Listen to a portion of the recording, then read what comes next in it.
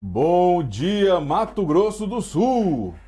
Hoje, 28 de março de 2026. O rumo do final de março, hein? Exatamente 6 horas e 35 minutos. Damos início ao seu, ao meu, ao nosso AMA, Agroecologia e Meio Ambiente, com o Geraldo Augusto e Tiago Duarte. Bom dia, Geraldo. Bom dia, Thiago. Você faz esse negócio tão igual todo sábado que parece que é uma gravação. Bom dia, Thiago. Bom dia, Apolo. Bom dia, Marcos, que está aqui conosco já. Daqui a pouco nós vamos estar conversando. Bom dia a todos os nossos ouvintes. Mais de 30 municípios em todo o Mato Grosso do Sul, nesse momento nos ouvindo. Nosso programa tem atingido uma grande quantidade de produtores rurais, de empresários, de pesquisadores que vêm aqui conversar conosco, empresários, né? E sempre debatendo a questão da agroecologia e do meio ambiente. É um tema que diz respeito a todos nós e que é extremamente importante a gente cada vez mais nos aprimorarmos, melhorarmos as nossas práticas, evoluirmos em relação ao conhecimento para que o homem, nós, possamos nos equilibrar mais sempre com o meio ambiente. Então é um prazer, todo sábado, estar aqui com vocês. Quero mandar um abraço para a Josi e o Natal, do Grupo Gonzaga de Comunicação, que tem nos dado todo o suporte para o programa. Um abraço sempre aí para o nosso amigo Paulinho, para o Fernando, que fazem o N Notícias de segunda a sexta, e todos os demais amigos e colegas aqui da NFM, a Rádio do Agro, 93,3, que nesse momento está transmitindo aí para todo o Mato Grosso do Sul. Um grande abraço a todos. Hoje nós vamos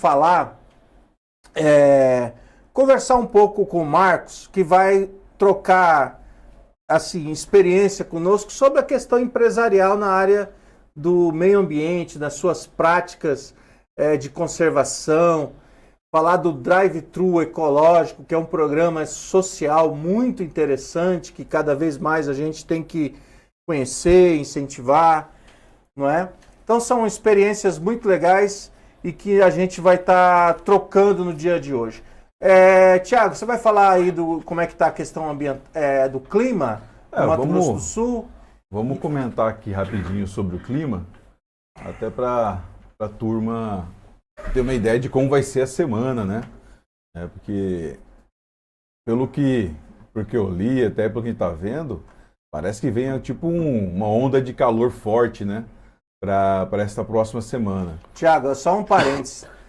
Há 2 dias atrás eu vi uma matéria dizendo o seguinte, que está vindo uma onda de frio. O maior frio da história. Século do... Fiquei tão preocupado que eu mandei para minha filha, que está vindo passar a Páscoa aqui em Campo Grande, que ela mora em São Paulo. Falei, você traz muito casaco. E agora você me dá essa notícia aí, eu já não sei de mais nada. Pela última notícia que tem, eu acho que essa onda de frio não aguentou o calor não, viu? Derreteu.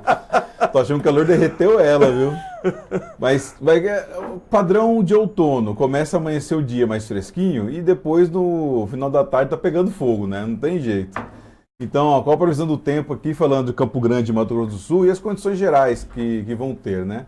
Então, para hoje, a previsão é entre 21 e 31 em Campo Grande e 19 e 36 para o estado, né? Então a gente tem sol e já temos algumas pancadas de chuva isoladas na parte da tarde, final da tarde. Ainda com cara de verão. Domingo variando entre 21 e 32 graus em Campo Grande e de 20 a 37 no estado. Tempo firme, só com picos de calor no sudeste do estado. Segunda-feira entre 22 e 32 em Campo Grande e 21 a 38 no estado. Aí inicia essa onda de calor, principalmente temperaturas mais extremas na região do Pantanal. Na terça-feira entre 22 e 32 em Campo Grande, 21 e 37 no estado, né, com céu limpo, e aí já começa a dar reflexo em baixa umidade, com essa temperatura mais alta. Quarta-feira, entre 21 e 31 em Campo Grande, 20 e 35 em Mato Grosso do Sul, com mudança de tempo e trovoadas na região centro-norte do estado. Entre 22, quinta-feira, dia 2, entre 22 e 31 em Campo Grande, 20 e 34 no estado, com maior nebulosidade e chuvas irregulares.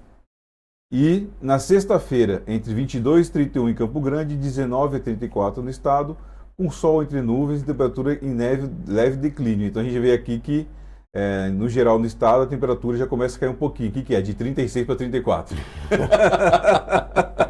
Né? Destaca-se aí no Pantanal, a região aqui da UANI, Corumbá, né? Que você tem uma região, vai ser a região mais quente do estado, chegando a um pico de 38 graus de temperatura aí, entre domingo e terça-feira. A sensação térmica superior, né? Devido aí à proximidade dos rios, né? Que a gente tem mais umidade perto do rio, então a tendência é que sinta mais calor.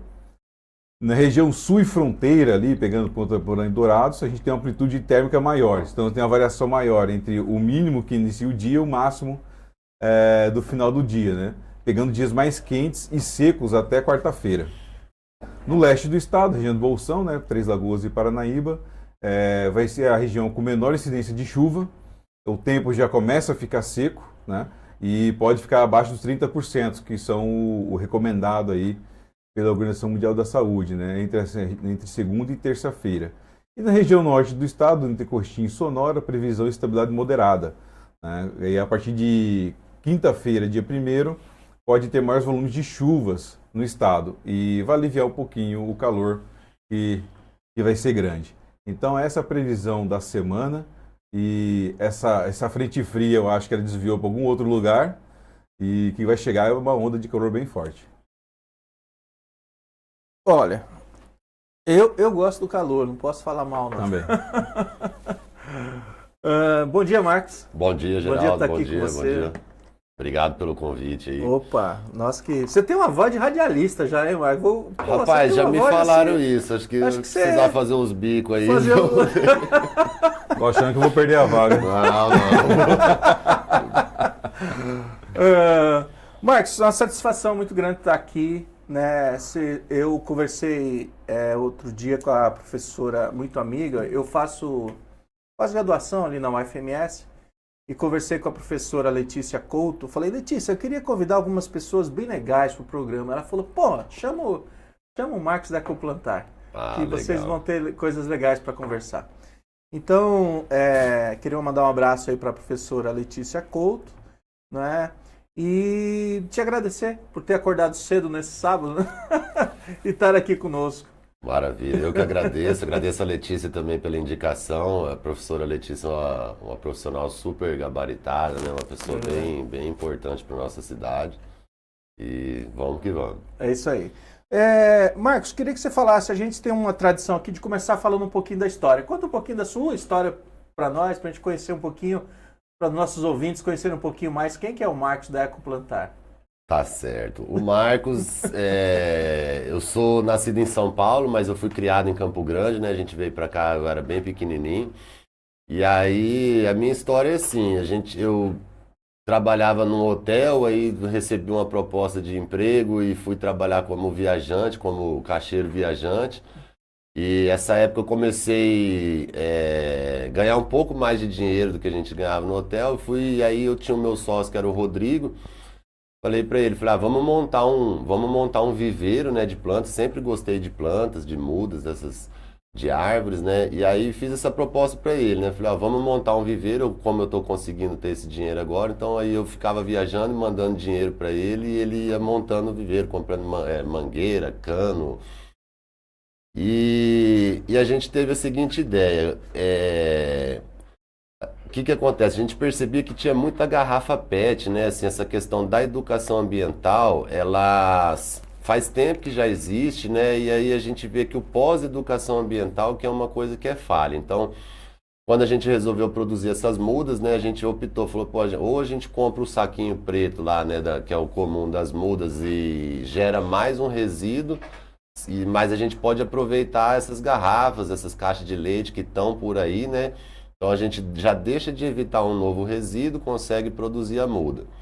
E aí a gente começou a pedir garrafa para os parentes, né? Para os amigos, para os vizinhos, separa pra gente que a gente está produzindo muda e tal. E aí, o que aconteceu? Quando a gente viu, tinha mais garrafa e caixa de leite do que muda para produzir. Ah, é? Então a gente percebeu essa questão que as pessoas que tinham passado pela educação ambiental, elas ainda tinham dificuldade de exercer aquilo que a educação ensinou. Então a gente falava para separar, antes dessas pessoas separarem para a gente, ia tudo para o lixo.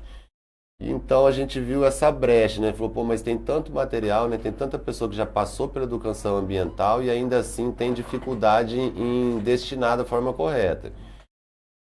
Quando a gente viu, tipo, tinha, sei lá, um monte de bag de garrafa e a gente não conseguia acompanhar a produção de mudas.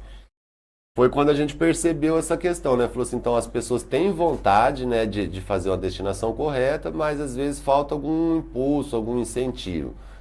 E Isso aí, foi que ano mais ou menos que vocês começaram? isso Marcos? foi em 2007. 2007. 2007. Aí fomos dando sequência no trabalho e começamos a fazer umas palestras nas escolas, né? O pessoal das escolas começou a chamar a gente, aí a gente ia lá, falava com as crianças, explicava, tal. E aí foi indo. No final de 2012, o pessoal da Secretaria de Meio Ambiente já conhecia o nosso trabalho, assim, e eles tinham essa área lá que a gente está até hoje, né? Tinha acabado de ser inaugurada, e eles falaram pra gente, né? Falou, ó, tem essa área lá, que lá já foi construído para ser um entreposto da coleta seletiva, e se vocês quiserem desenvolver algum trabalho de educação ambiental lá, fica à disposição. Aí chegamos lá nesse local. É um drive-thru, né? Na época não tinha tanto drive-thru ainda, acho que depois da pandemia que começou a ficar mais popular, né? Mas a gente percebeu que aquilo lá era um drive-thru, então as pessoas hoje, elas têm pressa, né? A gente não tem muito tempo como tinha antigamente, então assim, pô, entra ali, deixa seu material e segue a vida e vai embora rapidão, né?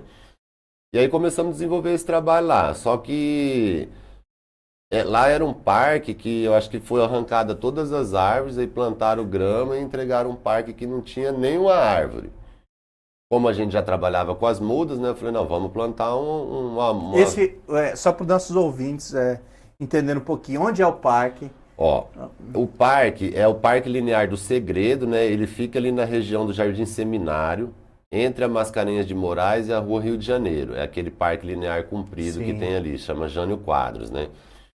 E aí a gente foi pra lá, não tinha nenhuma árvore, não dava pra ficar, que era um sol lascado. Falei, não, vamos plantar umas mudinhas aqui pra gente conseguir fazer uma sombra pra conseguir ficar mais agradável. E aí Espécies nativas. Isso, tá? espécies nativas. E aí a gente começou a plantar. Plantamos um ipê amarelo, daí daqui a pouco plantamos mais uns ipê, mais umas aroeiras, uns negócios. Aí plantamos 50 mudas, 100 mudas, 400 mudas. Daqui a pouco, a hora que a gente viu, já estava com 1000 mudas. Já era um colonião brabo, assim. A gente ia roçando, e plantando. e roçando e plantando. E o principal é cuidando, né, Geraldo? Porque a questão do meio ambiente, existe muita... que é hipocrisia, né? Assim, o pessoal fala greenwashing, né?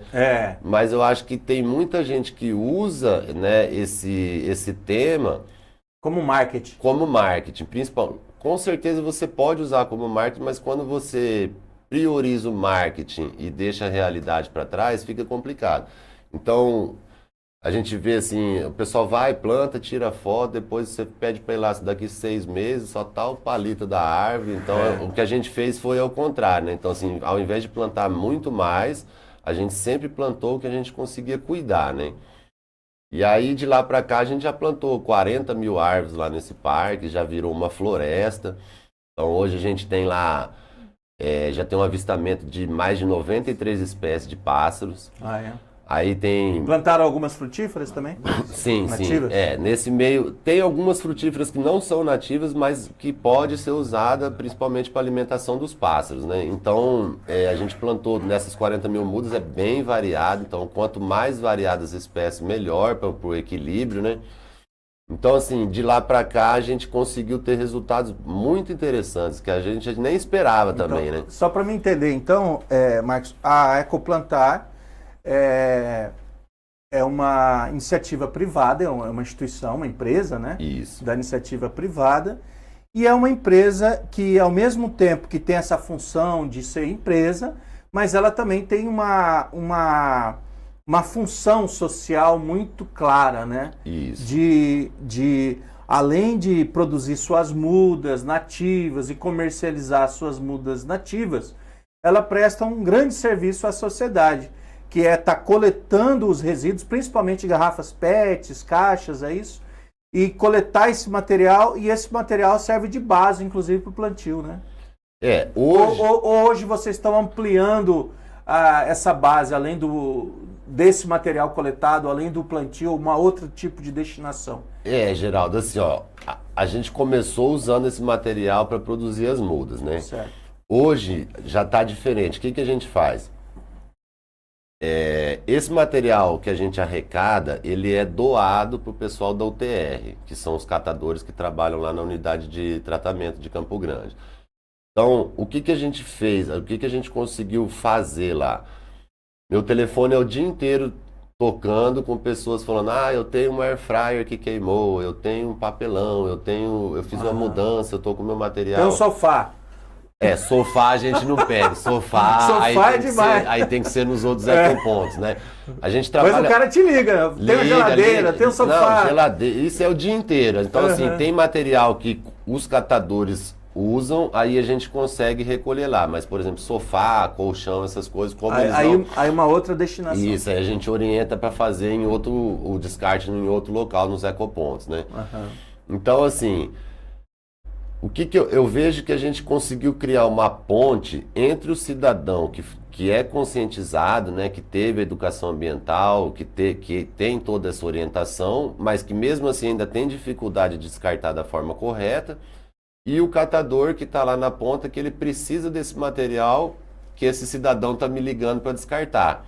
Então a gente facilita a vida da pessoa que quer, né, descartar da forma correta, que tenha consciência, e ao mesmo tempo a gente consegue agilizar um pouquinho, né, uma renda, mesmo que não seja tão grande, mas já é uma renda para esse pessoal da cooperativa. Então a gente conseguiu fechar esse ciclo. Como esse local já foi construído para ser o entreposto da coleta seletiva, a gente abriu, né? Falou assim, então, começamos a fazer a propaganda, o marketing, e o pessoal hoje eles separam o material em casa e levam lá no nosso ponto. O que eu acho que é o principal? A população ela tem que se conscientizar que ela tem que ter a responsabilidade pelo menos pelo que ela gera, né? Então eu vou lá no shopping, eu compro lá uma televisão e aí eu pego tiro a televisão da caixa, penduro na minha parede. Eu não posso jogar essa caixa para trás e ter alguém que vá buscar isso para mim, assim, porque eu não sou o filho do rei, né? Então eu acho que pelo menos o que a pessoa gera, ela tem que dar conta de conseguir descartar da forma correta. Então a gente fez esse sistema onde a pessoa pode ir lá levar o material e esse material ele vai ser doado lá para o pessoal da UTR. Então assim, a Ecoplantar é uma empresa, CNPJ, só que ela é uma empresa que ela nasceu com um propósito. Um propósito de quê? De colaborar na questão socioambiental do município.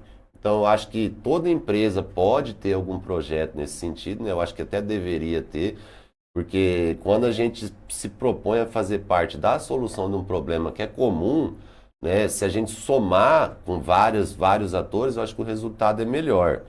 Então, muitas vezes as pessoas só reclamam, porque a prefeitura não faz isso, porque o vereador não faz isso. Só que virou reclamador oficial, né? E você fala assim, tá, mas além de reclamar, você está fazendo o quê? Nada. Então, acho que a gente tem que incentivar o cidadão a ter esse espírito de participação, de acreditar em si mesmo, né? Porque às vezes a pessoa fala, é muito pouco que eu gero. Então, acho que sim, eu acho que a questão do cidadão entender que ele faz parte do problema e também pode fazer parte da solução, né? Com certeza, Marcos. Poxa, é muito legal esse exemplo, porque a gente precisa estimular. Acho até que eu vou lançar uma ideia para os vereadores de Campo Grande, aproveitando que estou te ouvindo. Acho que todas as empresas que têm uma função social, né, que tem na verdade não é uma função, é uma ação, né? Isso. Porque função todas têm. Agora, mas quem tem uma ação concreta, né? Uma ação social, essa empresa deveria ter um certo desconto no pagamento de impostos, pelo menos no ISS no município. O ISS é em torno de 5%, né? Então, se essa empresa que tem uma ação concreta, que na verdade ela está contribuindo diretamente com o poder público, na implantação de políticas públicas, né? Porque se a gente fosse olhar de forma egoísta, vamos falar assim, a gente poderia dizer o seguinte, como você acabou de dizer, não, esse é um problema do município, não é um problema meu. Eu não tenho nada a ver com isso, ainda mais você que nasceu em São Paulo, que veio para cá depois. Você pode chegar aqui e falar assim, não, eu não tenho compromisso com essa situação. Isso. Mas você, em determinado momento, você falou, puxa, eu quero ser empresário, mas eu não quero ser só empresário, né? Eu quero poder contribuir com a sociedade. Então, acho que imagina quantas empresas, usando suas palavras, podem assumir algumas ações e essas ações possam, então, reverter diretamente para o benefício de toda a cidade. Então, essas empresas poderiam, no mínimo, ter, já que elas são tão colaboradoras com o município, eu acho que os vereadores poderiam implantar uma lei no município dando algum desconto, algum incentivo para que algumas pessoas, por livre consciência, como é o seu caso, vão lá e fazem. Outros vão ter mais dificuldade, mas se ele tiver um incentivo, talvez eles poderiam fazer também. Então é apenas uma ideia que os vereadores, de repente, poderiam refletir a respeito e, quem sabe, até implantar na cidade, não é verdade, Marcos? Isso, eu acho que assim, todo incentivo, ele é bem-vindo, né? Então, as pessoas geralmente elas costumam começar a fazer através de um exemplo, né? Então, assim, se a gente tem um exemplo que funciona, né, pode ser melhorado, pode ser aprimorado. Essa questão, Geraldo, hoje tem uma questão que se chama o setor 2,5, né? Então a gente tem o segundo setor, que são as empresas, e tem o terceiro setor, que são as ONGs, as UCIPs, né? Sim. Hoje está sendo discutido no Brasil a questão do setor 2,5, que é justamente isso. Que é a fusão das duas coisas. A fusão das duas coisas, porque a questão da ONG é um sistema que às vezes engessa, né, a pessoa, porque tem que fazer um projeto, daí tem que fazer isso, tem que fazer aquilo, às vezes fica amarrado com alguém que passou uma emenda e essa questão depois o cara fala, mas o fulano te deu uma emenda e eu não vou te dar porque o cara é de outro partido, alguma coisa, então acaba meio que misturando. Esse setor 2,5, ele veio para quê? Para fundir, né? Como você falou, ele vai fazer uma fusão entre a empresa e o terceiro setor. E aí isso pode dar a liberdade, porque igual eu falo assim, a gente hoje sempre teve a liberdade de usar o recurso que a gente tem para aquilo que a gente precisa, né? Então, às vezes você faz um projeto de uma ONG, de uma OCIP, aí você tem lá R$10 mil para comprar de algum material, mas você tá com o pneu careca, você não pode comprar um pneu para o seu carro, porque aquele recurso foi destinado para aquilo. Nessa questão que a gente faz, então assim, a pessoa vai lá, compra lá uma muda, vamos lá, compra R$100 de muda com a gente. Eu pego esses R$100, eu tenho o custo da muda, eu tenho o custo de imposto, eu tenho funcionários, todo o custo geral da muda, e aí eu tenho minha margem de lucro. Essa margem de lucro, eu posso pegar lá 50%, 20%, 10%, isso aí fica a critério nosso. Então, eu vendi R$100 lá, vamos colocar que a gente está lucrando 50. Esses 50 eu posso ir comprar um óleo 2 tempos, ou comprar uma gasolina, ou às vezes estou precisando de uma corrente de motosserra. Então, a gente consegue comprar aquilo que a gente precisa para executar o serviço. Então, acho que acaba ficando mais tranquilo para a gente ter um resultado melhor. Entendi. E assim, para o empresário também ficar mais contente, o que acontece? Essa questão do drive-thru ecológico, esse lado socioambiental, o que ele fez? Ele virou um marketing para a gente. Então hoje eu estou aqui na rádio, né, dando entrevista para vocês, por causa dessa questão socioambiental. Então se minha empresa fosse só uma questão de vender mudas, a gente não ia estar aqui conversando. Então o projeto ele acaba gerando uma repercussão na sociedade. E aí, o cliente, muitas vezes, ele vai dar preferência para comprar minha muda, que é R$50, e a do concorrente é R$50. Então, ele sabe que comprando da Ecoplantar, ele automaticamente já está investindo no parque. O seu projeto social, Drive-Thru Ecológico, ele implica em aumento do preço da muda mais do que o do concorrente, eventualmente? Não. É o mesmo preço? Geralmente é o mesmo preço.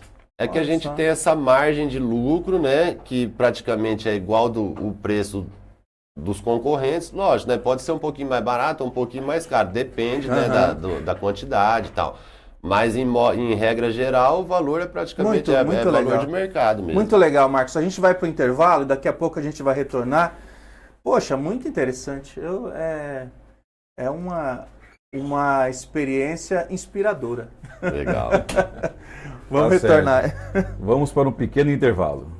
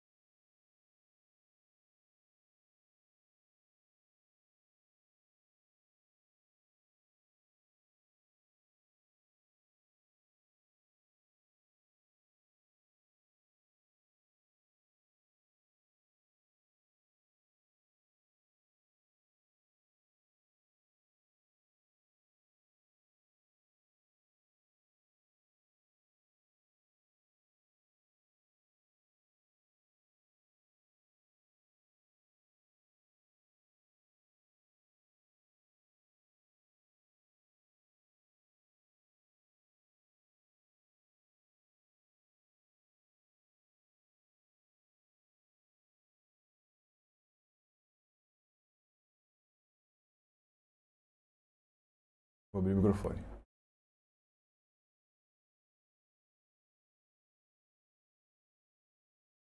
Agora, 7 horas e 3 minutos. Retornamos com AMA, Agroecologia e Meio Ambiente. É muito amor, hein, Thiago?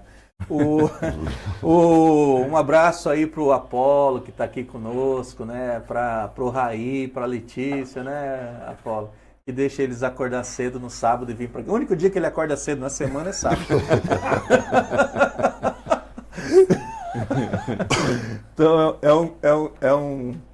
é muito legal a gente ter um time de amigos, né? Isso aqui é um programa de amigos. O Apolo é geógrafo, não tinha nada a ver com rádio, muito menos eu, nem o Thiago, e a gente está aqui, né, agora e conversando com pessoas legais e aprendendo. Todo sábado tem alguém muito interessante que a gente está aqui ouvindo, aprendendo, né?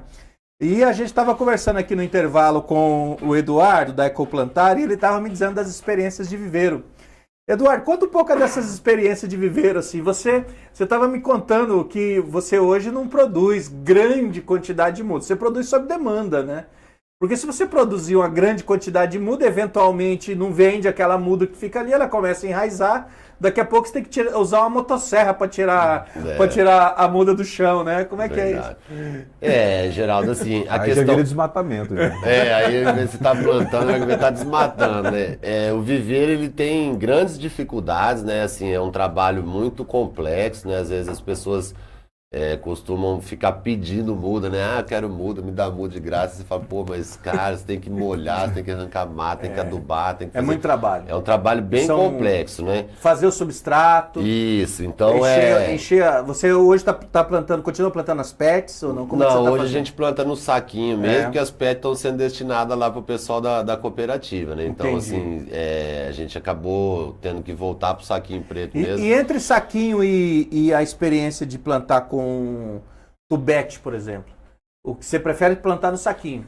Ah, eu prefiro plantar no saquinho já, porque o tubete você vai ter mais um passo ali na frente, né? Então você produz a muda ali no tubete, aí dependendo da demanda, né? Você vai, se você não vende, você tem que passar para um saquinho e aí para ela crescer um pouquinho mais. Então a gente prefere já fazer direto no saquinho, que daí você tem um tempo maior para você conseguir... E o saquinho tem um substrato maior e ele consegue manter por mais tempo as mudas, né? Isso, então assim, a perda acaba sendo menor, eu acho que vale mais a pena. E assim, a gente não tem uma produção em larga escala, né? A gente está produzindo ali praticamente a gente está coletando semente dessas árvores que a gente plantou. Então você não compra semente, ou algumas vezes você compra. Ou você vai e faz a coleta das sementes? Na maioria das vezes a gente coleta, né? Então, por exemplo, lá no parque a gente tem umas aroeiras lá que já estão abençoando a gente com as sementes. Então, assim, a gente plantou, cuidou e agora elas estão retribuindo, né? Então a gente consegue fazer algumas mudas, mas as mudas que a gente produz lá é focada no parque, para ser replantada no parque, né? Então, às vezes, tem alguns projetos maiores que a gente tem os fornecedores de muda, então a gente acaba comprando para usar essas mudas nos nossos projetos. Certo. E você faz projeto também de recuperação de área degradada, essa coisa toda? Você executa os projetos? Isso, a gente executa. Assim, eu tenho fazer o projeto, a gente já deixa lá para os engenheiros, né, o pessoal que tem um conhecimento mais técnico e tal, mas a questão da execução a gente consegue executar baseado ali no Prada, né, no projeto do engenheiro, a gente consegue executar isso aí. Então a gente atende algumas empresas aí fazendo esse serviço. Aqui na cidade ou fora? Isso, aqui e fora também. Fora, depende da necessidade. Pediu, a gente tá lá. Tá lá, o tá negócio fazendo. ter o serviço, a gente consegue fazer. Muito legal. Você sabe que aqui na cidade nós temos uma grande quantidade de espécies, né, nativas. Sim. É interessante, Campo Grande, embora nós temos aí a jardinagem oficial, né, vamos falar assim, nós veio com os oitis, com algumas espécies mais exóticas, mas nós temos aqui em Campo Grande dezenas de espécies nativas que a gente pode aproveitar para fazer coleta de sementes, né? Isso. Então, um dos projetos legais seria coletar sementes em Campo Grande mesmo, a gente estimular cada vez mais para que essas sementes possam germinar e se transformar em árvores e a gente tem o grupo que vai observar pássaros, podia ter o grupo que vai lá coletar sementes. Exatamente. Nós tivemos aqui há um tempo atrás a visita que nós conversamos aqui no nosso programa da Daiane, Ela é da Semadesc, né? Ela é do setor de arborização. Arborização, da prefeitura. lá da prefeitura. Daiane Zanella. Isso. Ela é a chefe da arborização lá hoje, né? Além de ser uma pessoa muito simpática, nos atendeu aqui com muita informação, né? Nós trocamos uma ideia muito legal.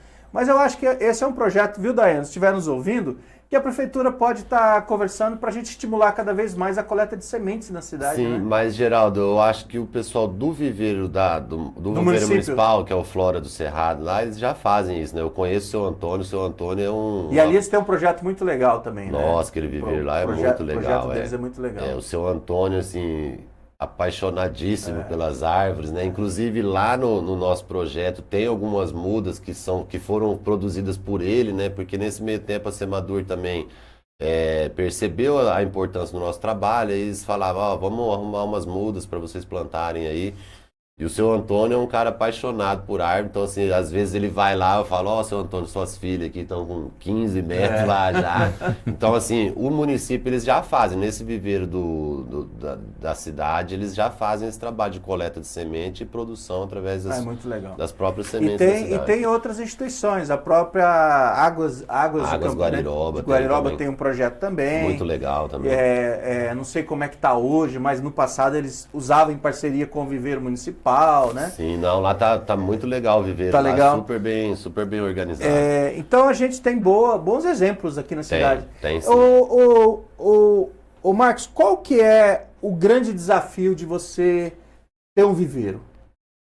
Assim, falando de uma forma geral de espécie. Você produz só nativas ou você, além disso, você produz algumas para... Não, o nosso foco mesmo é muda nativa, né? Que Certo. é o que a gente usa no nosso trabalho. Então, essa questão de paisagismo, essas mudas de paisagismo, a gente não produz muito, não.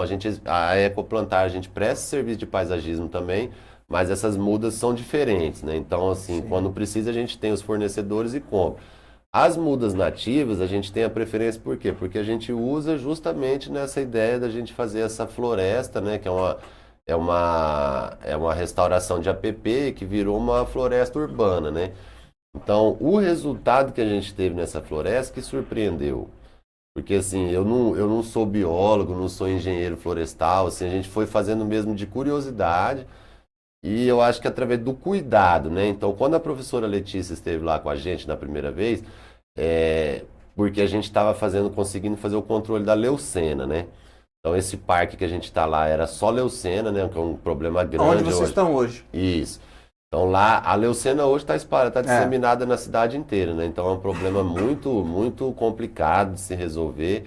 E aí eu nem sabia o que era leucena. Eu sabia que aquela árvore estava se espalhando e eu motosserra nela e vai, corta, esse negócio rebrota e corta, Ninguém controla. Ela tem um banco de semente muito forte, É sabe? muito agressiva, né? Ela é complicada, mas tem como você... Sim. Não tem como exterminar, né? Extinguir, mas você consegue fazer um controle dela para que você dê oportunidade dessas nativas se desenvolvam. Então... Quando a professora Letícia chegou lá, ela chegou através de um aluno dela que ficou sabendo do nosso trabalho contra a leucena. E aí o menino falou assim, ó, eu estou fazendo um trabalho científico tal, sobre a leucena, eu escutei falar de vocês e queria conversar. Eu fui lá, ele foi lá, conversou com a gente. E aí depois a professora Letícia foi lá, fez uma visita e ela achou muito interessante o nosso trabalho. Ela falou, Marcos, ó, os projetos que a gente escreve de restauração é para chegar mais ou menos nesse resultado aqui, só que a gente não consegue. Eu acho que o que falta? Dinheiro, o investimento, né? Porque a gente não pode viver de ideologia, né? Falar, eu vou fazer uma florestinha aqui para o passarinho vir comer a pitanguinha, né? Isso eu acho que... Isso é bonitinho também. Não, é bonitinho, mas é um resultado. Mas não resolve né? o problema. É um resultado. É. Então, por isso que a gente começou lá atrás a conseguir o nosso próprio recurso para conseguir fazer o negócio andar. Porque tudo demanda dinheiro. Então, foi o que eu conversei com a Letícia. Falei, Letícia, profissionais gabaritados, né? A gente tem em Campo Grande, no estado, a gente tem excelentes profissionais, biólogos, engenheiros, tal. Verdade. Toda essa turma que tem um conhecimento técnico muito grande e, assim, qualquer projeto que for escrito vai ser escrito com excelência, mas a mão de obra fica à parte, né? Então, assim, muitas vezes, vamos fazer um projeto de restauração, eu vou contar com voluntários. O voluntário, ele vai Minha indo. experiência particular, viu, Marcos? Não funciona isso aí, não. Não, funciona nos primeiros meses, né? Porque, assim, quando o voluntário, ele percebe que ele não é voluntário, que ele é um investidor... É porque é um trabalho, plantar, você sabe bem, né? É um serviço pesado, né? Porque se você for lá com a cavucate, ou mesmo que você vai lá com a perfuratriz, né? A gasolina, é pesado, não é um negócio fácil. Então, se você plantar 10 mudas, legal. Sim. Até 100 mudas, você tá ali com um grupo de amigos voluntários. Né? Pô, todo mundo empolgado. Mas vai ficar 2 dias plantando com cavucate na mão, nesse solo, latossolo vermelho de Campo Grande, por exemplo. Um Rapaz, não é fácil. eu acho que assim, ó, o voluntariado, ele é uma chave que abre várias portas na sociedade, né? Mas vamos supor, você faz um projeto lá para fazer uma florestinha por lá. Aí você fala, Marcos, você me ajuda lá, vamos lá fazer um trabalho voluntário e tal. Para eu sair da minha casa e chegar até o seu projeto, eu estou gastando. E aí eu estou gastando combustível, né, que é dinheiro, e estou gastando meu tempo. Então, muitas vezes eu falo, pô, Geraldo, mas sábado você quer que eu vou lá te ajudar, mas eu tenho aqui uma diária para fazer que eu vou arrumar uns R$ 400, vamos supor. Certo. Aí eu vou ficar naquela, ou eu vou e ganho meus R$ 400, ou eu vou Porque lá... não é só os R$ 400, é os R$ 400 mais os 100 que você gastou para ir lá, estrutura, alimentação, pra você passar um dia ali fazendo então, serviço. R$ 500 no mínimo ali já foi, né? Que você está deixando de ganhar. Então, às vezes, a situação do voluntário, ele fica naquela sinuca de bico, né? Ou eu vou ali e ganho meus 300 para ir no mercado, ou eu vou lá ajudar. A gente teve um exemplo muito legal ali no Otávio Pécora. Eles fizeram uma horta, né? Uma horta comunitária e tal. Então, assim, ficou super legal. Assim, tinha bastante gente que participava e tal. E aí vai passando o tempo, as pessoas vão desanimando, não é todo mundo que tem aquela garra mesmo, né, de manter, né? E aí eu até sugeri, eu falei, cara, vocês têm que pegar essas abóboras e faz um doce, entendeu? Pega essas bananas, faz um doce, faz umas geleias, alguma coisa, e vamos sair vendendo no bairro. Pra quê? Ali você vende um potinho de doce de goiaba, doce de abóbora, você tem um recurso para dar pro cara, falar, ó, então a sua gasolina tá garantida, entendeu? Aí o voluntário vai ser voluntário mesmo. Você ativa a comunidade, as pessoas compram. A Ecoplantar a gente colocou uma caixinha assim numa bicicleta, colocava 10 mudas ali, 10 pacotinhos de humus. E aí o Guilherme, que era nosso colega lá, ele saía com essa bicicleta batendo palma. Bom dia, tal, o senhor não quer comprar uma muda aqui para ajudar o nosso projeto? As pessoas compram. Então, assim, ele saía 9 horas da manhã, voltavam às 11 horas já com R$ 100. Na época, R$ 100 era dinheiro, tipo né? um quentão hoje, né? Então, ele saía de manhã, fazia R$ 100, e à tarde ele saía e fazia mais R$ 100. Então, a gente viu e falou, pô, a gente tá conseguindo R$ 200 num dia, né? Que é como se fosse Milão hoje. Então, as pessoas compram, principalmente essa questão da comunidade ao redor ali. Fiz essa sugestão pro pessoal. Não sei se não conseguiram viabilizar tal, mas aí o que aconteceu? Foi minguando o negócio. Por quê? Por falta de recursos. Eu acho muito legal as experiências do voluntariado de uma forma geral. Na agrofloresta, por exemplo, a gente tem um sistema de mutirões agroflorestais. Então, um exemplo, por exemplo, uma colega nossa, a Carline, né?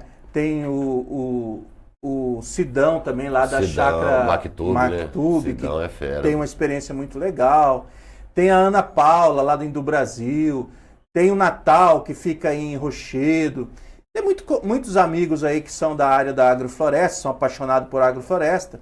E alguns deles, eu conheço mais a experiência do Sidão, da Carline e da Ana Paula, que já usaram muito essa ideia de fazer o mutirão agroecológico, que é um dia que você vai lá, você vai aprender sobre agrofloresta, você vai plantar, você vai se alimentar ali, o pessoal vai fazer um almoço para todo mundo, um café da manhã, e você vai trabalhar em muita gente, porque aí o serviço não fica tão pesado, vocês vão dividindo as tarefas.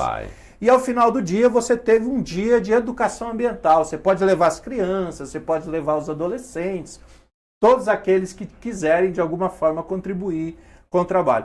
Então, do ponto de vista da educação ambiental, do conhecimento, de você criar novas perspectivas, né? É uma vivência, né? É fantástico. Agora, infelizmente, a gente não consegue manter um sistema de mutirão profissionalizado, porque aí já deixa de ser voluntário, né? E quando você tem uma agrofloresta, uma horta, uma área de recuperação ambiental, né, você precisa de ter uma frequência de atividades. Então você tem uma atividade hoje, ela é pesada, mas você tem amanhã, você tem depois de amanhã, você tem... E não para mais. E não para mais. Até o momento em que as plantas, elas já não precisam mais de você.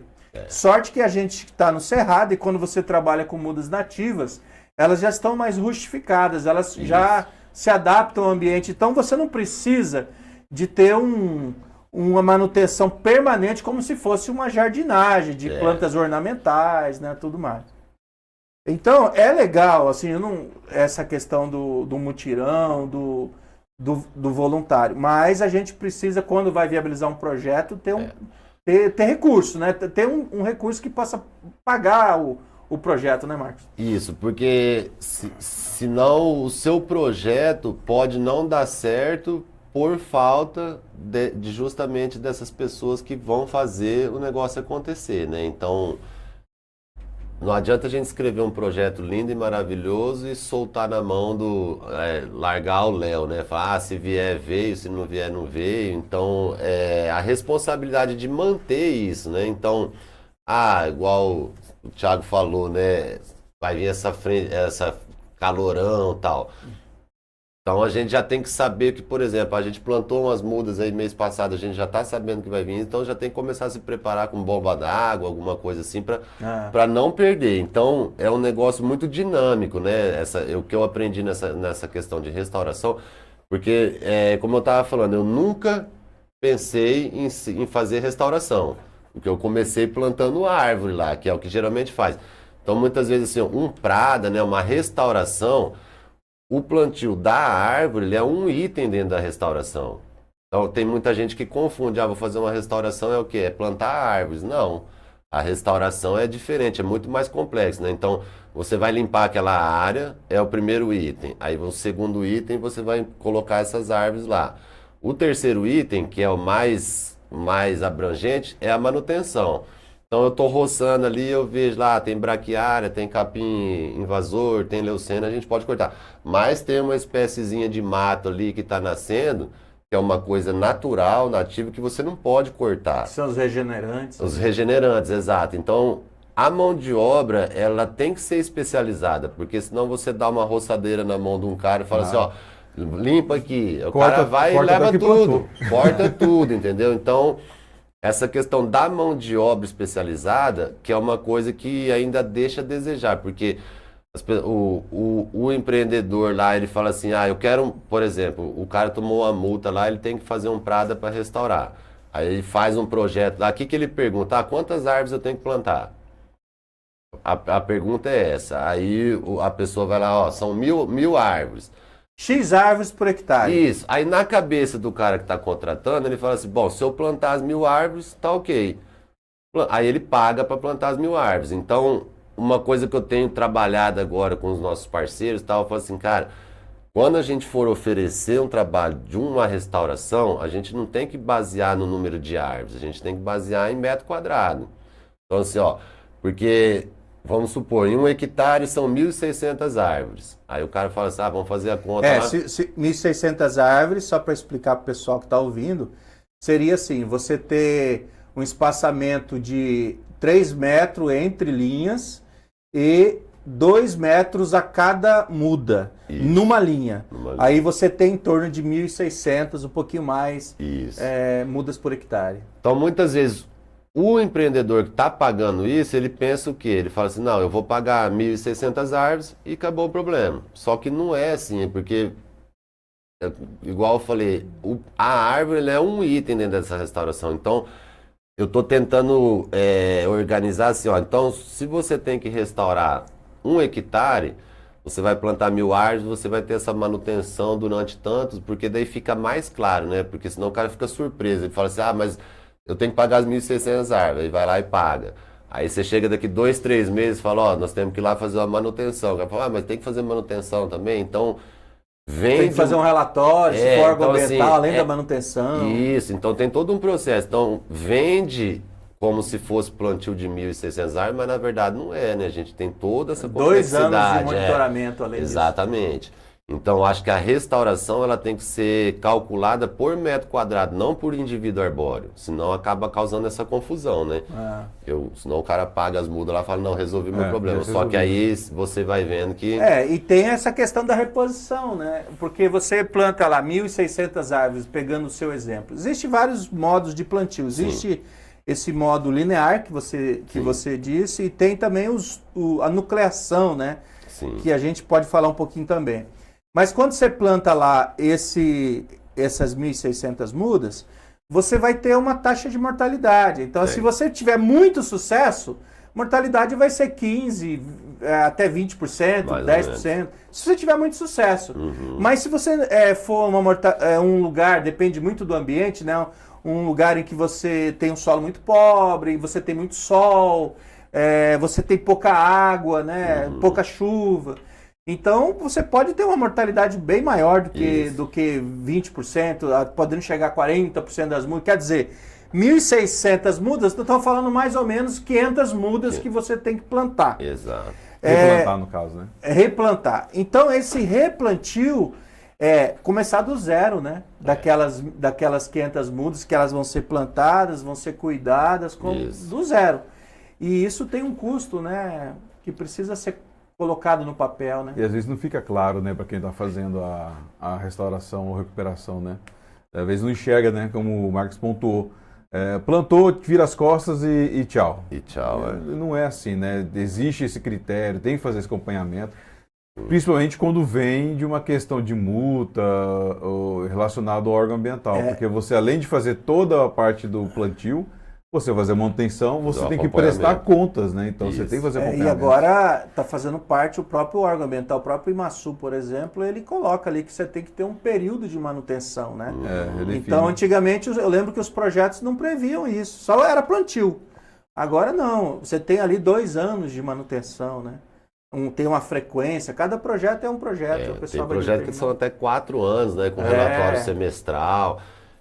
Que aí eu acho que essa mudança foi positiva, porque quando é proposto uma recuperação de uma área, o órgão ele já está focando nisso, né? Então pode ser que perceberam que não é só plantar, que tem que ter esse acompanhamento.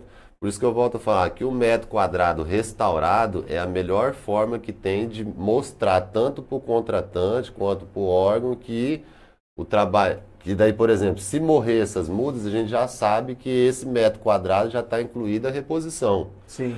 E muitas vezes, por exemplo, lá a gente faz um adensamento de 3 mudas por metro quadrado.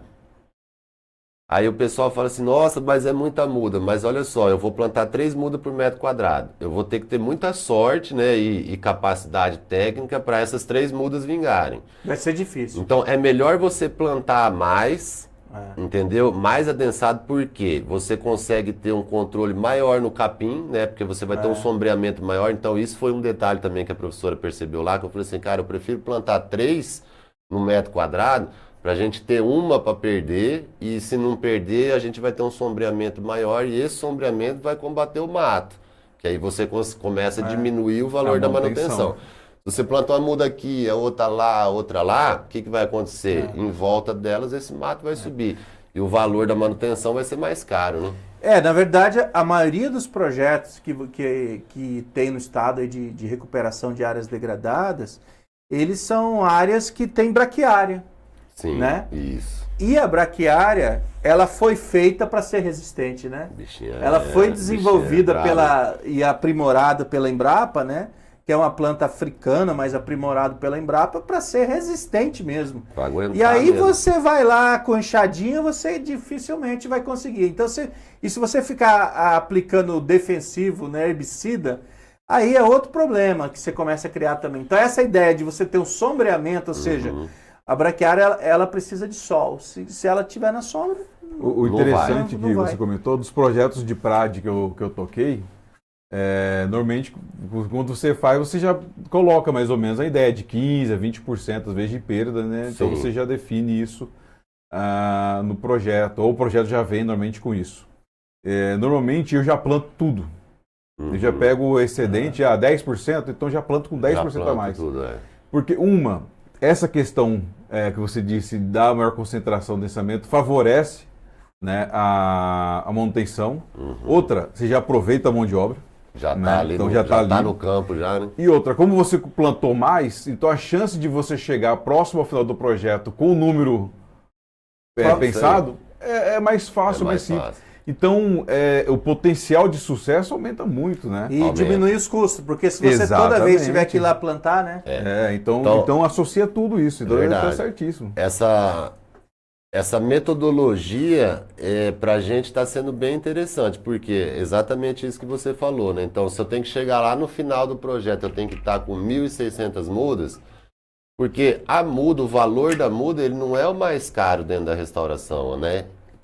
Até um tempo atrás, como era vendida essa questão por muda, então se baseava no valor da muda. Só que se você trabalhar com o metro quadrado restaurado, porque às vezes uma muda é mais barato você estar ali, igual você falou, né? Então já estamos lá, já está todo mundo lá, para fazer uns buracos a mais, não vai ter diferença. E aí vamos supor, a gente tem que chegar lá no final com 1.600 mudas, então vamos plantar 2.500 mudas aí, que daí vai morrer um pouco, vai perder, porque morre, né? Seca e tal. Mas acaba saindo mais barato a questão da manutenção, entendeu? Então a gente vai, vamos lá, 1.600 mudas, não, já vamos plantar 2.500, porque isso vai ajudar no sombreamento, a gente já vai ter essa margem de perda e lá no final a chance da gente conseguir chegar com essas 1.600 mudas que pediram é muito maior. Muito legal. Vamos fazer um pequeno intervalo, vamos faturar aí para o Natal. E a gente retorna e vou continuar comentando sobre essa questão dessas experiências que eu achei bem interessante para a turma escutar. Já retornamos.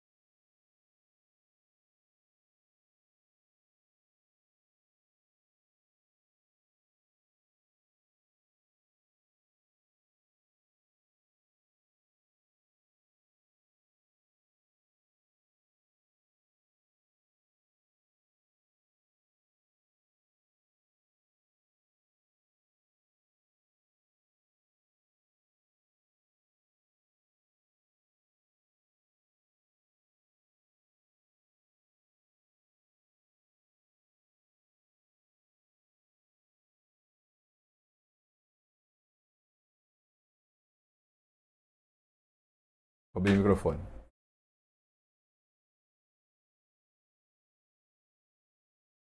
Agora, 7 horas e 33 minutos. Retornamos com AMA, Agroecologia e Meio Ambiente. A gente estava falando de algumas experiências, né, em relação à recuperação de áreas, de plantio.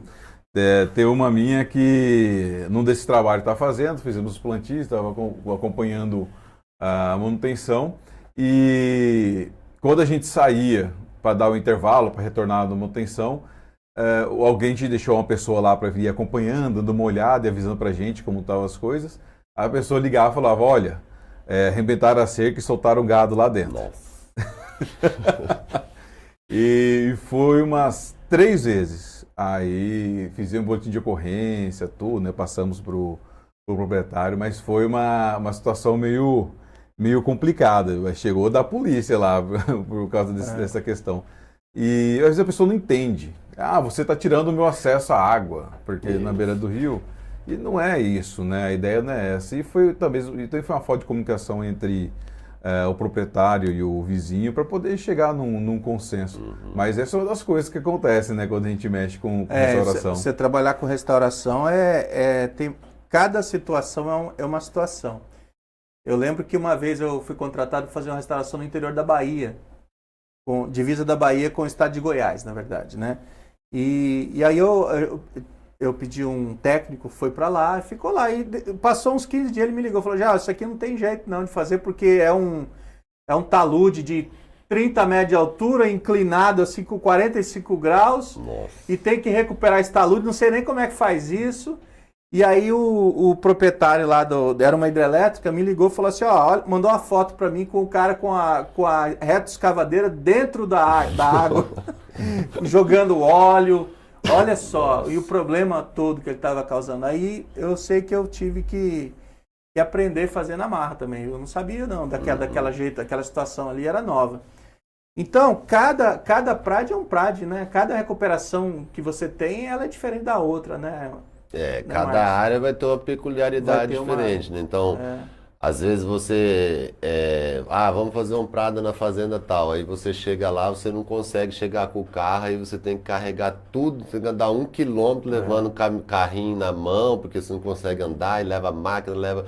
E aí tem aquele outro prato que você chega e embica o carro na beira da cerca ali. Então, tudo isso tem que ser estudado, Tem que ser estudado. Porque... Os acessos, né? Exatamente. Ou a condição do solo. Tem lugar que no Pantanal mesmo, que em determinada época do ano você não entra. Não né? tem como entrar. Então, eu acho que, igual você falou, cada caso é um caso, tem que ser bem analisado, né? A gente tem que fazer um estudo bem complexo para conseguir atender o cliente, conseguir ter um resultado interessante para ele, né? Que ele consiga se livrar daquele problema e que a gente também não gaste tudo que a gente ganha, né? Porque marcou...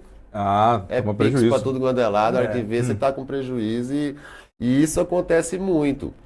Porque tem bastante gente que fala, vamos lá vamos plantar lá 10 mil árvores. Aí o cara fala, puta, 10 mil árvores vai dar assim, vai ser legal, vai dar um lucro legal.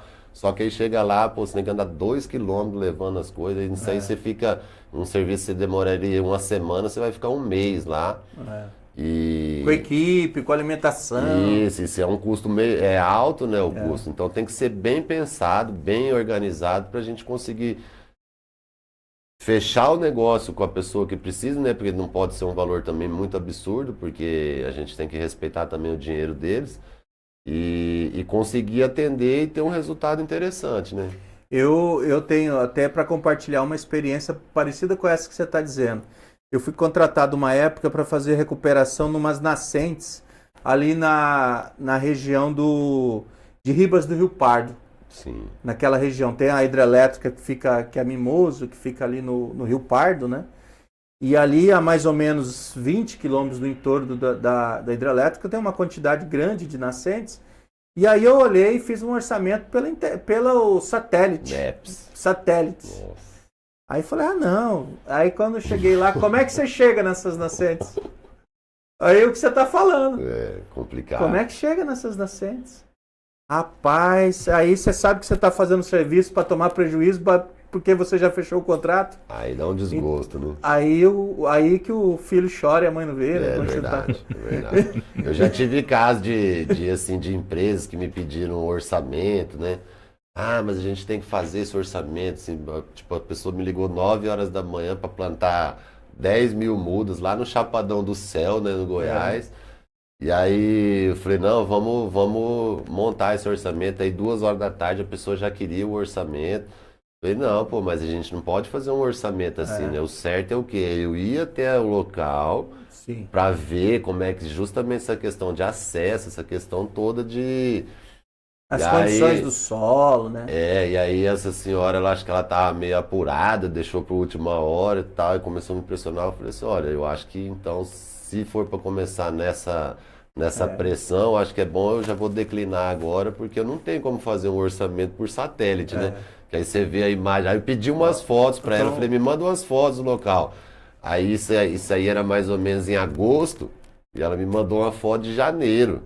Matinho baixinho, bonitinho, assim. Eu falei, pô, tá legal. Aí quando eu vi a data lá, eu falei, não, me manda uma foto mais recente.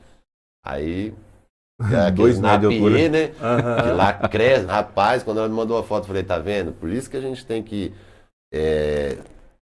ver bem o que tá propondo a fazer, porque senão você deixa o cara na mão, você toma um prejuízo e ainda não consegue atender o contratante. Não consegue. A situação é muito complexa. O ideal sempre é o cara ir lá olhar, né? Antes de fazer orçamento, né? E vai lá ele mais um ainda Pra trocar ideia, pra trocar né? ideia. Senão o cara chega lá e fala, ideia. não, tá fácil, a hora que vem é um atoleiro, aí você atola carro, atola isso. E geralmente as áreas são difíceis, né? De difícil acesso. Marcos, como é que está hoje o drive-thru? É o projeto social que você toca? Em que pé que ele está nesse momento? Assim, o que vocês estão, em termos de quantidade de material que vocês estão conseguindo destinar, né? Tanto captar como destinar? Como é que está esse negócio? Sim, Geraldo. Que tipo de material mais chega? Geraldo, assim, ó, eu acho que a questão da quantidade é importante, né? Eu não tenho assim de cabeça a quantidade, mas a gente tem lá, o pessoal da UTF faz a pesagem, Faz né? uma pesagem. Isso. Mas eu acho que o que é mais importante é a gente conseguir despertar essa atitude das pessoas, né? Porque se você separar, por exemplo, eu tenho, sei lá, 10 sacolinhas lá, uma sacolinha, eu acho que o grande valor não é nem a questão do material, é da atitude do cidadão, né? De se sentir um cidadão de verdade, né? Falar assim, não, eu estou conseguindo exercer a minha cidadania. Então, se a gente focar, por exemplo, no valor, não vou falar para você que, nossa, são milhares de reais. Não, mas eu acho que o sentimento dessa pessoa que foi educada e que precisa exercer o que a educação não tem valor, né? Então, uma vez foi um senhor lá, um assessor de um deputado, eles foram conhecer lá, e aí esse senhor começou a falar para mim assim, porque isso aí não adianta nada. Esse trabalho de vocês aí, não sei o que, isso aí não muda nada. Eu falei, mas como assim, né? Ele falou, vocês acham que vocês vão mudar o mundo, né? Aí eu falei assim, mas não estou entendendo a conversa, né? Ele falou assim, eu falei assim, olha, o mundo, né? Cada pessoa é um mundo. Eu tenho um mundo, você tem um mundo, ele tem um mundo, então... Aí eu falei assim, olha, mas o mundo da minha filha eu mudei, né? Eu tenho uma filha de 12 anos que cresceu junto com essa floresta, então eu falei para ele assim, ó, o mundo da minha filha foi mudado através disso aqui.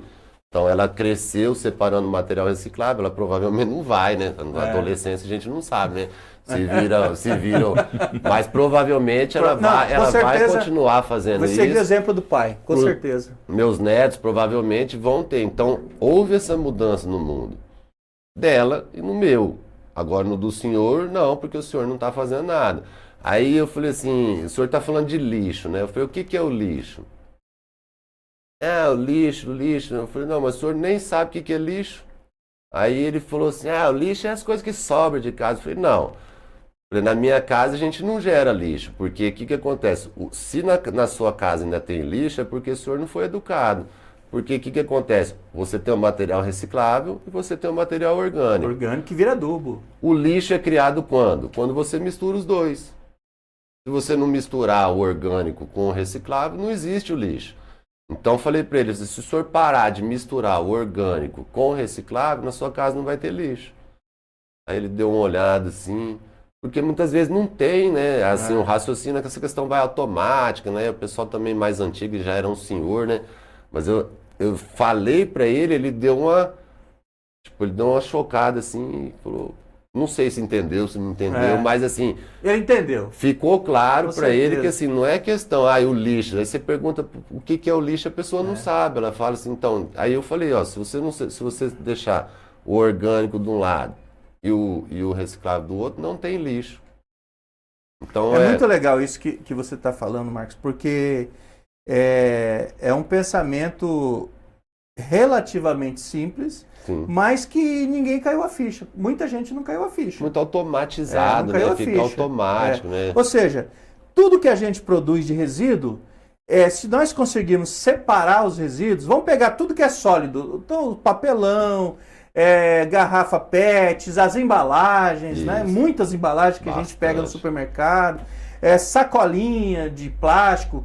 Então, muito desses materiais, eles são materiais produzidos à base de compostos, por exemplo, do petróleo, etc., que demoram muito para se decompor na natureza. Isso. Mas se você separar todo esse material, grande parte deles são recicláveis, ou seja, eles podem ser reutilizados e Exato. voltar para o uso em outras formas, em outros formatos, né? Então, Exato. a garrafa PET, ela pode virar uma chapa de plástico para você fazer outra coisa, ou um material reciclável de plástico, Com certeza. ou enfim, um cesto de lixo, ela pode virar um monte de coisa, né? Sim.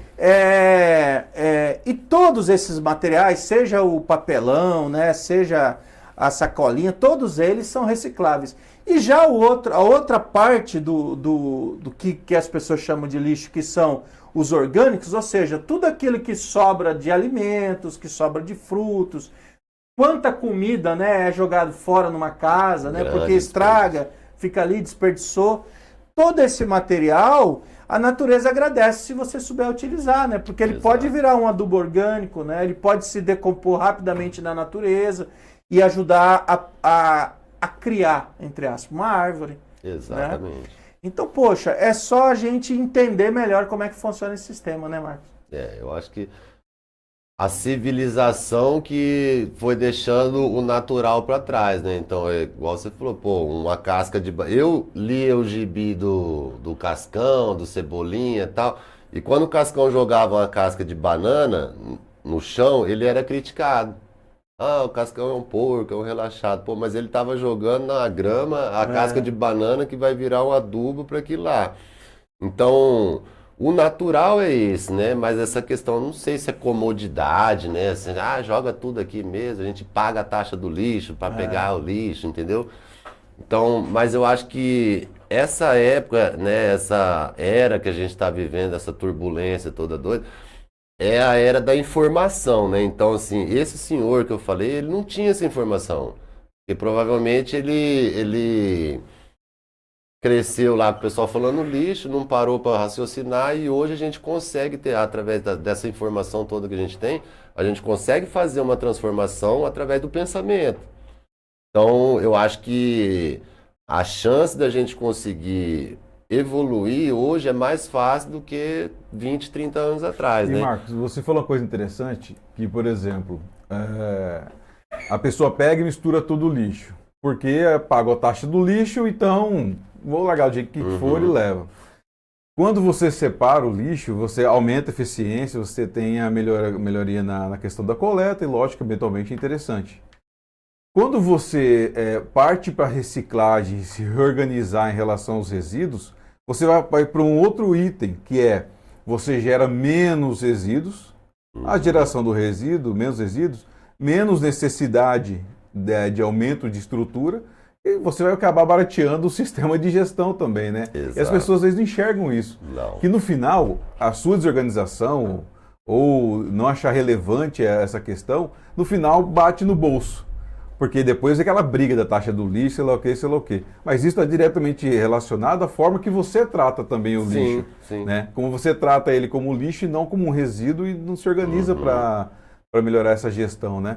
E no final isso você vai bater no bolso mesmo. Né? No final a gente vê a parte ambiental, vê a parte de gestão e tudo isso é relacionado a dinheiro. No final é relacionado a dinheiro.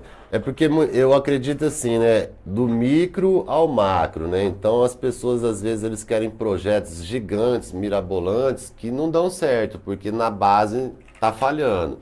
Então, às vezes a pessoa tem esse pensamento, fala assim, mas eu vou separar só o meu lixo, não vai fazer diferença nenhuma. Então a pessoa não está acreditando nem em si mesmo, né? Não acredita que ela é capaz de fazer essa transformação. E aí o que você falou, então, vamos supor, a gente tem um aterro projetado para 25 anos. Aí o consumo vai aumentando, as pessoas vão jogando. Então esse aterro já não vai durar mais 25, vai durar 15 anos, então nós vamos ter que ter outro aterro e a gente vai pagar. Entendeu? Então, se a população... que eu acho que isso também é meio... faz parte do sistema, né? Essa questão de deixar a população meio atazanada, meio perdida, assim, porque quando a população, quando a sociedade se junta e se organiza, aí as políticas públicas vão ser cobradas da forma correta, né? Aí a gente vai ter gestores, né? Porque vereador, prefeito, essas coisas, vai ter que atender. Então, a minha sensação é o quê? Que a gente fica brigando, né? Entre a gente. Só cortina de fumaça o tempo inteiro. A né? gente briga entre a gente, né? E não olha para cima. Então, se eu ficar discutindo com você, separa, não separa, faz isso, não faz isso, faz isso, não sei o quê. É o que o pessoal de cima quer. Então, se a gente juntar nós 4 aqui, olhar para cima e falar, não, vem cá, a gente quer isso. Eles não têm como correr, né? Porque eu acho que a sociedade, quando ela está desunida, eu acho que isso, a política, nada de braçada, né? Agora, se a gente tem uma sociedade que está conversando a mesma língua e que vai exigir a mesma coisa, a chance de ter um resultado é melhor, né? Porque senão eu vou lá, eu peço uma coisa, você pede outro, o cara pede outro, o pessoal fala, vocês aí não sabem nem o que querem. E cada um olhando para o seu lado Cada individual. um olhando para o seu. Quando, na verdade, o coletivo... Porque não adianta, por exemplo, eu ganho um monte de dinheiro, eu vou ter um carro blindado, eu vou morar num negócio que parece uma cadeia, né? Esses condomínios, tudo fechado, você tem que apresentar 8 documentos para você conseguir entrar. Só que quando você sai dali, você tem a realidade, que é o bairro, é a vila, é o pessoal que precisa de uma ajuda. Essa questão do lado socioambiental da nossa empresa, eu estava conversando uma vez com o pessoal de uma construtora, eu falei assim, cara, às vezes 5 latas de tinta que você pega e pinta um centro comunitário, isso aí já dá uma valorizada na região, porque as crianças vão ver que está tendo um cuidado com aquilo, e aí você consegue fazer um trabalho mais interessante. Não adianta eu ganhar meu dinheiro, comprar um carro blindado e ter que ficar com medo, olhando para lá e para cá, se no meu bairro está cheio de problemas que talvez eu poderia fazer parte de uma solução, né? Da solução não, ajudar, né? De colaborar. Então, lá com a Ecoplantar a gente acabou fazendo isso. Então, vou resolver o problema? Não, mas eu acho que a gente está colaborando. A gente tem hoje, por exemplo, tem jovem de 20 anos hoje que foi lá plantar com 10. Então ele foi lá criança, muitas vezes viu um pato pela primeira vez lá. Então a criança, quando vê um pato, né, ela vai ter chance de gostar daquele pato. Agora, se ela não vê, não gosta. Então, ela só vê o pato na só vê televisão. o pato Donald. E olha Daquele lá. pessoal lá que acha que leite dá em caixinha. Né? Exatamente. Então, eu acho que trazer a natureza para dentro da cidade...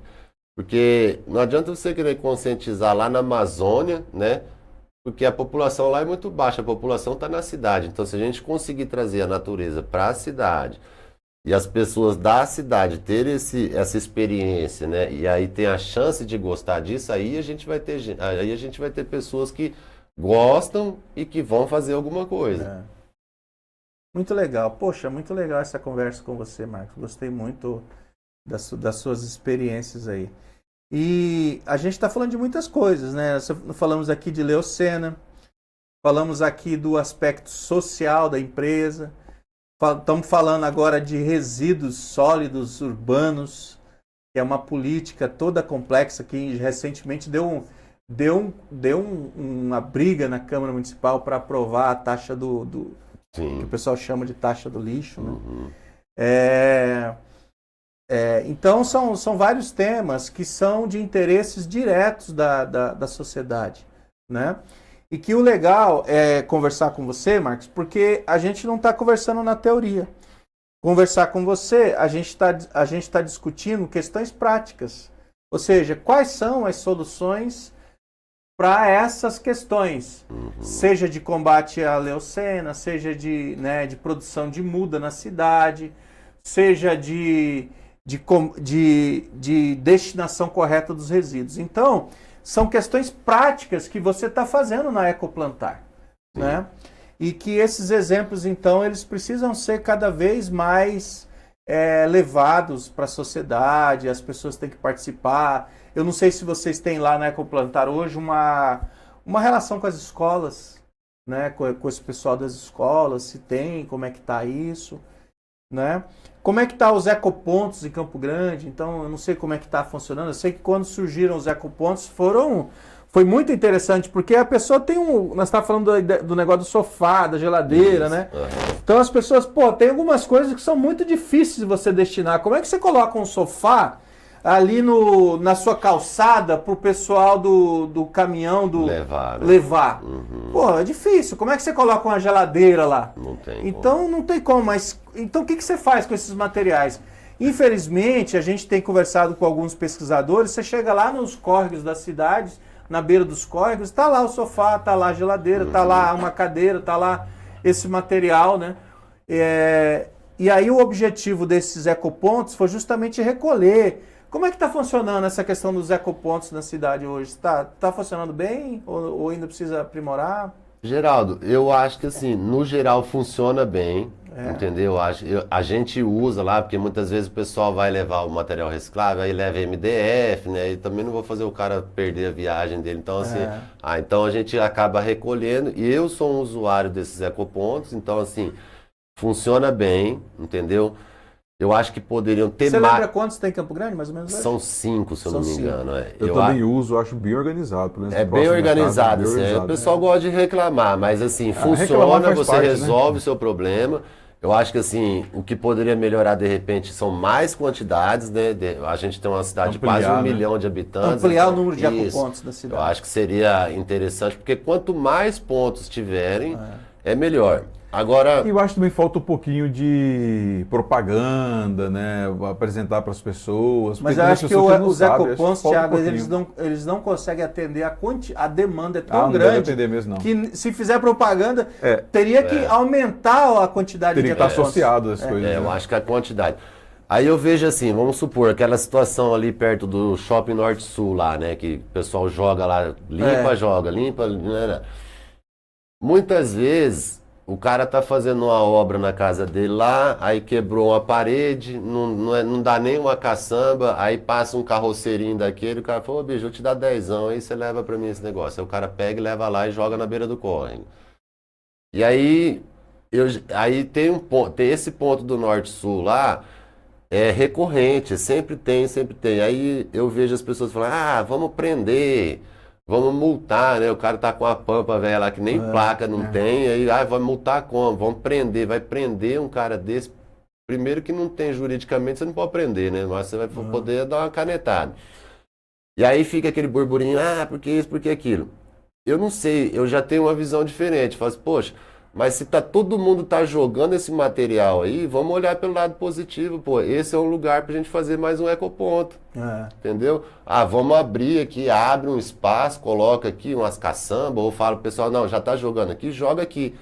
Passa lá com um caminhão de vez em quando e joga, porque a gente tá vendo que tem uma necessidade ali, porque estão jogando ali. Um cara não vai andar 10 quilômetros para ir lá no ecoponto. E uma pessoa que tem, vamos falar assim, né? Nós temos ainda muita gente de baixa renda na cidade, né? Então o cara tá fazendo uma reforminha na casa dele. Sim. E gerou ali um resíduo de obra, ele não vai pagar R$200 uma caçamba. 350. Tá 350 diária ou a diária? Não, é a semana. A semana, né?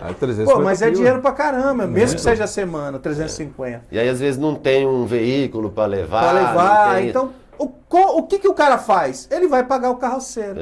E o carroceiro tá ganhando o dinheirinho dele. Tá salvando. Agora a prefeitura poderia também, e o poder público, olhar um pouquinho melhor.